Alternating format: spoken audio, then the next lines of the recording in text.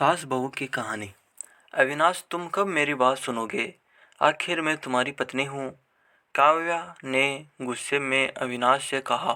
अविनाश बिना बोले घर से बाहर निकल गया। अब ऐसा हर दिन होता है।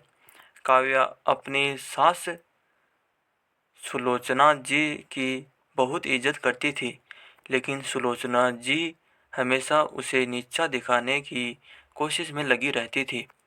आज भी वही काव्या ने सुबह जल्दी उठकर नाश्ता बनाया। अविनाश को सूजी का हलवा बहुत पसंद था, इसलिए उसने नाश्ते के साथ हलवा भी बनाकर सभी को परोस दिया। उसके ससुर रमेश जी ने सुलोचना जी को टोकते हुए कहा, यह क्या फिजूल खर्ची है, सुबह सुबह देसी घी का हलवा।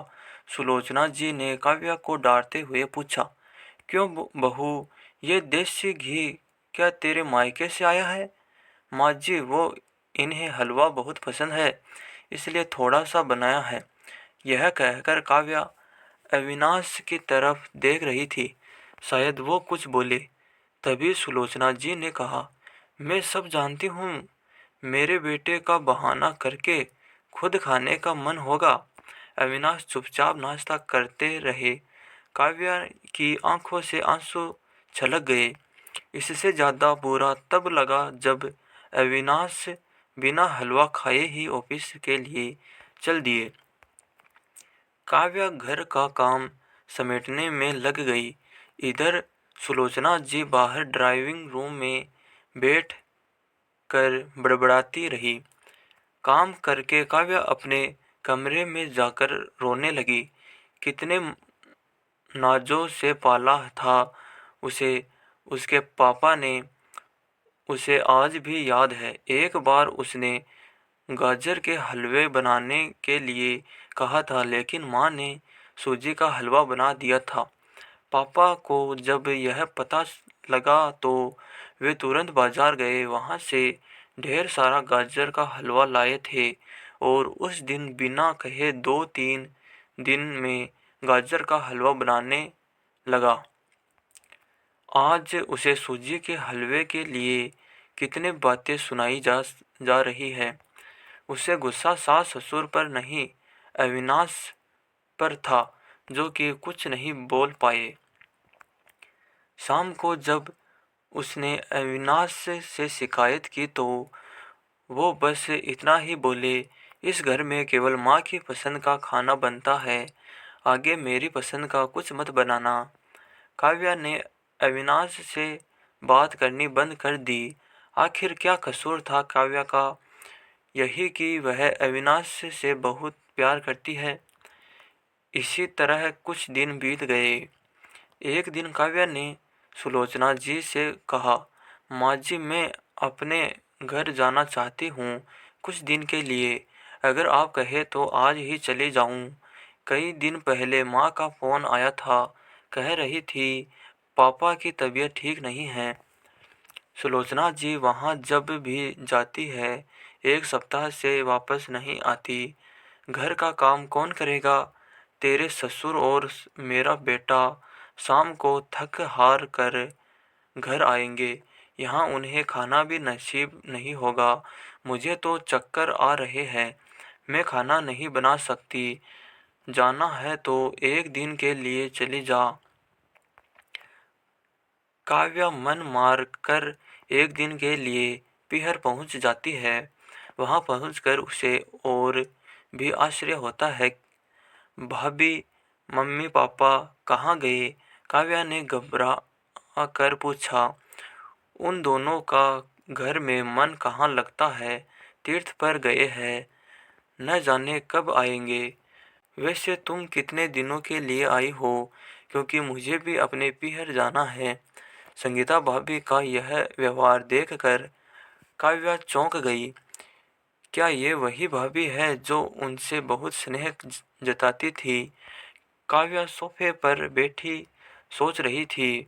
अच्छा, वो जो भैया ने मकान के पेपर साइन करा लिए थे, मैंने अपना हिस्सा छोड़ दिया था। शायद उसी साइन के लिए मेरे से प्यार जताया जा रहा था। काव्या उठकर खड़ी हो गई। भाभी मुझे कुछ काम याद आ गया, मैं फिर आऊंगी, कहकर वह तेजी से घर से बाहर निकल गई। पीछे से गेट बंद होने की आवाज से वह समझ गई कि उसके जाने से भाभी को कोई खास फर्क नहीं पड़ा। भारी कदमों से चलते हुए वह मंदिर पहुंच गई, क्योंकि शाम से पहले यदि ससुराल जाती तो सुलोचना जी उससे कई सवाल करती। मंदिर में जाकर उसने भगवान के दर्शन किए। बस न कुछ मांगा न कुछ बोला। भगवान के चरणों में शीश नवा कर वह बाहर आकर बैठ गई। तभी सामने के पेड़ के नीचे उसे अपने माता पिता बैठे दिखाई दिए। काव्या भाग कर उनके पास पहुंची। काव्या को देखकर उसकी माँ रोने लगी। बेटी तू यहाँ कैसे? पापा ने पूछा। वो छोड़िए, ये बताइए आप यहाँ कैसे? आप तो तीर्थ यात्रा पर गए थे। काव्या के सब्र का बांध टूट गया। उसकी आंखों से आंसू बह रहे थे। बेटे बेटी तेरी भाभी ने तुझसे झूठ बोला है। बिजनेस में पैसा लगाने के लिए तेरे भैया ने मकान अपने नाम करा लिया। मकान के कागज गिरवी रख कर साहूकार से कर्ज ले लिया। उसके बाद हम बोझ बन गए, हमें घर से निकाल दिया। पापा अब क्या होगा? काव्या ने रोते हुए पूछा। बेटी तू चिंता मत कर, हम कहीं वृद्धा आश्रम में चले जाएंगे। तू अपनी ससुराल जा, वहाँ किसी को यह बात मत बताना। अपने माँ बाप को इस हाल में देखकर वह उन्हें अपने साथ ले जाना चाहती थी, लेकिन जहाँ उसकी कदर नहीं है, वहाँ माँ बाप की क्या इज्जत होगी। भारी मन से काव्या ससुराल की ओर चल दी। आज उसे अपने लड़की होने पर अफसोस हो रहा है। काश वो अपने माता पिता के लिए कुछ कर पाती। घर आकर उसने बहुत मुश्किलें से घर का काम निपटाया। उसके बाद अपने कमरे में जाकर गुमसुम बैठ गई। उसकी आंखों से आंसू बह रहे थे। अविनाश अपने ऑफिस के काम में लगे हुए थे। जब वे सोने आए तो काव्या से पूछ बैठे, क्या बात है? आज फिर माँ की कोई बात बुरी लग गई जो आंसू बहा रही हो? काव्या अपने को रोक नहीं पाई और उसने रोक कर सारी बात अविनाश को बता दी। काव्या माँ पिताजी को यहाँ ले आए, वे इस उम्र में कहाँ जाएंगे? अविनाश ने कोई जवाब नहीं दिया और करवट लेकर सो गए। इस बात से काव्या को बहुत गुस्सा आया। आज से मैं भी इनके माँ बाप की सेवा नहीं करूँगी, देखती हूँ कौन इनकी सेवा करेगा। रोते रोते काव्या सो गई। 2-3 दिन बीत जाने पर उसकी चिंता बढ़ती जा रही थी। एक दिन वह सब्जी लेने के बहाने उसी मंदिर में पहुंची, लेकिन उसके माता पिता वहां नहीं थे। पंडित जी, यहाँ मेरे माता पिता उस पेड़ के नीचे बैठे थे। कई दिन से उनका कुछ पता है? तुम्हारा नाम काव्या है? काव्या। पंडित जी के मुंह से अपना नाम सुनकर काव्या ने पूछा। जी हाँ, लेकिन आपको कैसे पता?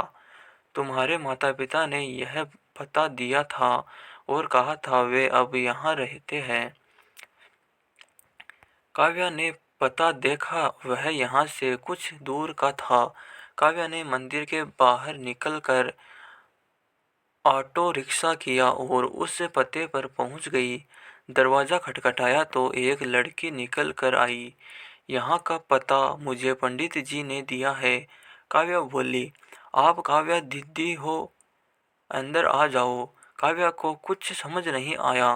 वह अंदर गई तो देखा उसके माता पिता सोफे पर बैठे थे। काव्या उन्हें देखकर रोने लगी। बेटी अब क्यों रो रही हो? तेरे कारण हमें यह मकान मिल गया। काव्या आश्चर्य से उनका चेहरा देखने लगी। लेकिन माँ आप यहाँ कैसे आए? ये लड़की कौन है? तब उसकी माँ ने कहा, बेटी तुझे याद है तेरे शादी के बाद तेरी सास ने 40 लाख की डिमांड की थी। दामाद जी को बिजनेस खोलना था, इसलिए तेरे पिता ने उनकी डिमांड पूरी कर दी थी, जिससे कि तू सुखी रहे। जब तू हमसे मिलकर गई उसके अगले दिन दामाद जी आए। उन्होंने तेरे पापा के पैसे लौटा दिए, क्योंकि उन्होंने कोई बिजनेस शुरू नहीं किया था। तेरे पापा ने मना भी किया, लेकिन वे नहीं माने। उसके बाद उन्होंने प्रॉपर्टी डीलर से मिलकर 2 दिन में यह मकान खरीद लिया। साथ 5 लाख रुपए बच गए। इससे उन्होंने ये लड़की नौकरानी पर रखवा दी, जो हमारी केपर करेगी। लेकिन माँ, उन्होंने मुझे तो कुछ नहीं बताया। काव्या की आंखों से आंसू बह रहे थे। वह रोते हुए वहां से अपने घर आ गई। घर आकर वह सोच रही थी, अविनाश ने कभी उसके लिए आवाज नहीं उठाई, लेकिन मेरे माता पिता के लिए इतना करने कर दिया, जो कि कोई सगा बेटा भी नहीं कर सकता। रात को उसने अविनाश से पूछा, आपने ऐसा क्यों किया? अगर माँ जी को पता लग गया तो क्या होगा? अविनाश का जवाब सुनकर काव्या रोने लगी। अविनाश ने कहा, जैसे तुम्हारे लिए ये माता पिता है, वैसे ही मेरे लिए भी तो वो माता पिता है। मैंने पैसे लेते समय ही सोच लिया था कि एक दिन ब्याज के साथ सारे पैसे लौटा दूंगा, लेकिन जब बिजनेस शुरू नहीं हो पाया तो मैं इन पैसों को अपने पास रख कर सही समय आने का इंतजार कर रहा था। अगर मैं तुम्हारे माता पिता को अपने घर ले आता तो उनका आत्मसम्मान हर दिन उन्हें धिक्कारता। बेटे के घर वे रहना पसंद नहीं करते। ये अपमानित न हो इसलिए मैंने ये सब किया। अविनाश, मुझे माफ कर दो। आज तक मैं तुम्हें गलत समझती थी। तभी पीछे खड़ी सुलोचना जी बोली, बेटी वह पैसा हमने उधार लिया था, वह तुम्हारे पिता की अमानत थी। मैंने और अविनाश ने पहले ही फैसला किया था कि ब्याज के साथ तुम्हारे पैसे लौटा देंगे। चल अब सो जा, सुबह नाश्ता टाइम पर नहीं बना तो अच्छा नहीं होगा। उनकी बात सुनकर काव्या, अविनाश और सुलोचना जी जोर से हंसने लगे। तो दोस्तों, आपको यह कहानी कैसी लगी हमें कमेंट कर ज़रूर बताइए। और अब तक हमारे चैनल को सब्सक्राइब नहीं किया है तो सब्सक्राइब कर लीजिए, ताकि आज आप तक अच्छी अच्छी कहानियाँ पहुँचती रहे। धन्यवाद।